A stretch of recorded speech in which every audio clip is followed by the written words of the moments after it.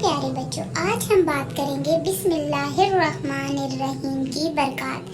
اس کی بہت برکات ہے۔ ہر کام کو شروع کرنے سے پہلے ضرور پڑھ لیا کریں۔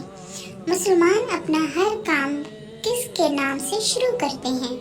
مسلمان اللہ تعالیٰ کے نام سے ہر کام کرتے ہیں۔ کام شروع کرنے سے پہلے آپ کیا پڑھتے ہیں؟ بسم اللہ الرحمن الرحیم۔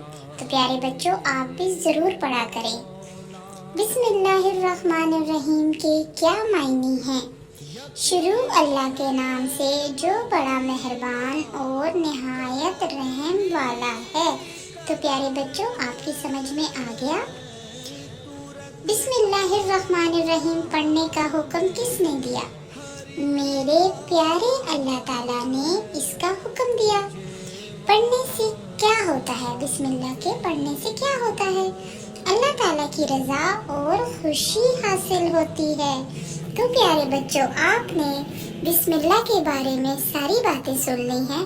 آپ نے یاد رکھنا ہے اور ضرور میرے بچوں آپ نے بسم اللہ کو پڑھنا ہے۔ تو میرے چینل کو سبسکرائب کریں۔ اللہ حافظ۔